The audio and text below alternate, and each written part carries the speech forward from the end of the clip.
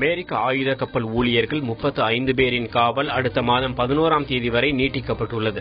இவர்களில் 33 பேருக்கு உயர்நீதிமன்ற மதுரை கிளை நேற்று முன்தினம் ஜாமீன் வழங்கியது. எனினும் வழக்கமான விசாரணைக்கு தூத்துக்குடி நீதிமன்றத்தில் இவர்கள் ஆஜர்படுத்தப்பட்ட போது ஜாமீன் ஆவணங்கள் ஒப்படைக்கப்படாததை அடுத்து நீதிபதி இந்த உத்தரவை பிறப்பித்தார். திருச்சி மாவட்டம் மணப்பாறை அருகே உள்ள முத்தழகன் என்ற கூலி தொழிலாளியின் மனைவி மீனா என்பவர் தனது 3 பெண் குழந்தைகளுடன் தீக்குளித்து உயிரிழந்தார். கணவர் குடிபோதையில் வந்து தகராறு செய்வதால் விரக்தியடைந்த இந்த பெண் தனது குழந்தைகளை கட்டிப்பிடித்தவாறு மண்ணெண்ணெயை ஊற்றி தீ வைத்தார். திருப்பூர் மாவட்டம் மூலனூர் அருகே உள்ள ஊராட்சி ஒன்றிய தொடக்கப்பள்ளியின் குடிநீர் தொட்டியில் விஷம் கலந்திருப்பது உடனடியாக கண்டுபிடிக்கப்பட்டது. இதனால் சுமார் 25ற்கும் மேற்பட்ட குழந்தைகள் உயிர் தப்பினர்.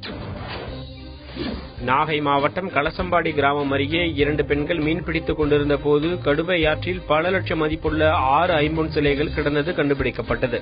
தகவல் அறிந்து விரைந்து வந்த வேளாங்கண்ணி காவல்துறையினர் சிலைகளை மீட்டனர்.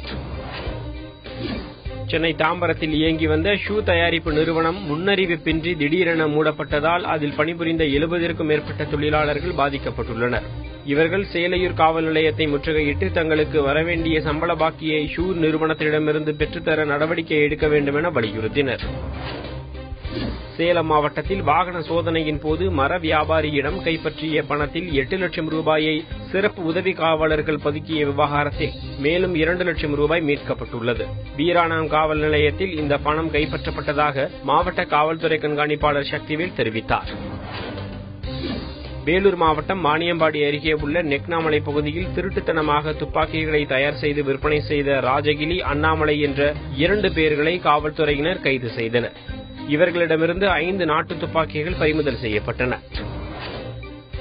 வேலூர் மாவட்டம் லத்தேரி பகுதியில் திருட்டுத்தனமாக மணல் அள்ளிய தந்தை மகன் உட்பட 4 பேரை காவல்துறையினர் கைது செய்தனர். இவர்களிடமிருந்து 2 டிராக்டர்கள் மற்றும் 1 ஜேசிபி பறிமுதல் செய்யப்பட்டது. நாமக்கல் மாவட்டம் ராசிபுரத்தை அடுத்துள்ள அத்தனூர் ஆயிப்பாளையம் கிராமத்தில் நீண்ட காலமாக சுகாதார வசதி செய்து தரப்படவில்லை என்று பொதுமக்கள் குற்றம் சாட்டினர். அரசின் அலட்சிய போக்கை கண்டிக்கும் வகையில் நாடாளுமன்ற தேர்தலில் நோட்டாவை பயன்படுத்தப் போவதாக பொதுமக்கள் தெரிவித்தனர். கள்ளக்குறிச்சியில் துப்புரவு பணியாளர்கள் நகராட்சி நுழைவாயில் கேட்டுக்கு பூட்டு போட்டு தர்ணாவில் ஈடுபட்டனர். வருங்கால வைப்பு நிதியிலிருந்து கடனாக பெற்ற தொகைக்கு நகராட்சி வழங்கிய காசோலைக்கு வங்கியில் பணமில்லை என்று கூறியதற்கு எதிர்ப்பு தெரிவித்து இந்த போராட்டம் நடைபெற்றது.